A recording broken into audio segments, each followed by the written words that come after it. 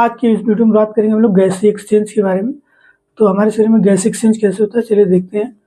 तो इस यहाँ पे हमें तीन चीज़ें दिख रही हैं। एक हमारा एल्विलाई है जो कि लंग्स पाया जाता है, ये हार्ट है और ये बॉडी टिश्यू है यानी कि एक सेल है। तो यहीं पे गैस एक्सचेंज कैसे होगा, तो हमारा जो हृदय का दाहिना हिस्सा होता है, राइट भाग जो होता है, ये डीऑक्सीजनेटेड ब्लड को कैरी करता है। अगर हम डीऑक्सीजनेटेड ब्लड यानी कि अशुद्ध रक्त की बात करें तो ऐसा ब्लड जिसके अंदर ऑक्सीजन का नंबर कम हो और CO2 का नंबर ज़्यादा हो, उसको हम लोग बोलते हैं डीऑक्सीजनेटेड ब्लड यानी कि अशुद्ध रक्त।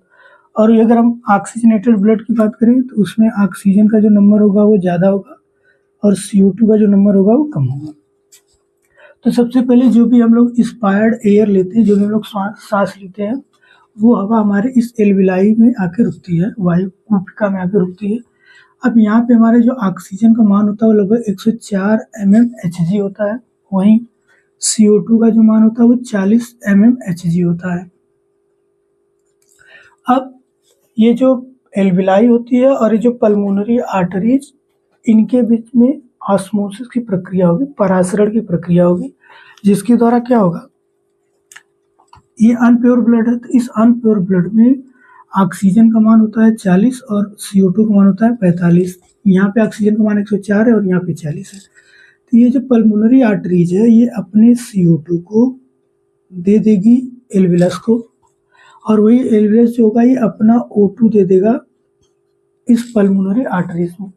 और जैसे ये एक्सचेंज होगा, यहाँ पे जो ब्लड अभी अनप्योर था वो प्योर हो जाएगा। अभी जो प्योर ब्लड है वो हृदय के लेफ्ट वाले हिस्से में आएगा। अब अगर हम यहाँ पे देखें तो यहाँ पे ऑक्सीजन का मान हो गया 95 और CO2 का मान हो गया 40। अब ये पहुंचेगा किसी टिश्यू के पास है, किसी। अब ये जो सिस्टेमिक आर्टरीज है ये अपने ऑक्सीजन को दे देगी इस सेल को, क्योंकि इस सेल के अंदर माइटोकॉन्ड्रिया है जहाँ पे रिस्पायरेशन का प्रोसेस होगा। तो रिस्पायरेशन के प्रोसेस के लिए इसको ऑक्सीजन चाहिए। अब जब रिस्पायरेशन का प्रोसेस होता है तो इस सेल के अंदर CO2 बनता है। तो अब ये अपना ऑक्सीजन इन्हें देगा और ये अपने ऑक्सीजन को ये अपना CO2 इनको दे देगा। अब जैसे यहाँ पे एक्सचेंज होगा, हमारा जो ब्लड होगा फिर से क्या हो जाएगा, डीऑक्सीजनेटेड हो जाएगा। अब फिर ये जो डीऑक्सीजनेटेड ब्लड है वो आएगा हृदय के दाहिने हिस्से में और ये फिर इसको पहुँचाएगा यहाँ पे। इस तरह से प्रोसेस हमेशा होता रहता है। अब ये चीज़ें हो कैसे रही हैं, तो यहाँ पे ऑक्सीजन जो है हीमोग्लोबिन के साथ ऑक्सी हीमोग्लोबिन नाम का यौगिक बनाता है, और यहाँ पे जो CO2 है वो हीमोग्लोबिन के साथ कार्बामिनो हीमोग्लोबिन नाम का एक यौगिक बनाता है।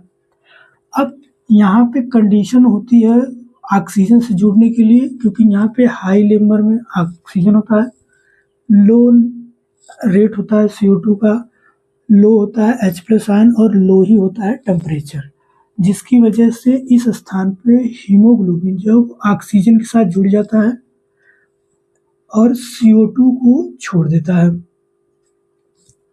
और जब यही हीमोग्लोबिन टिश्यू के पास पहुंचता है तो वहां पे क्या होता है, ऑक्सीजन का नंबर कम होता है, CO2 का नंबर ज़्यादा होता है, H+ आयन की सांद्रता ज़्यादा होती है और टेम्परेचर भी ज़्यादा होता है, जिसकी वजह से इस स्थान पर हीमोग्लोबिन जो है वो ऑक्सीजन को छोड़कर जुड़ जाता है। किसके साथ, ये जुड़ जाएगा कार्बन डाइऑक्साइड के साथ।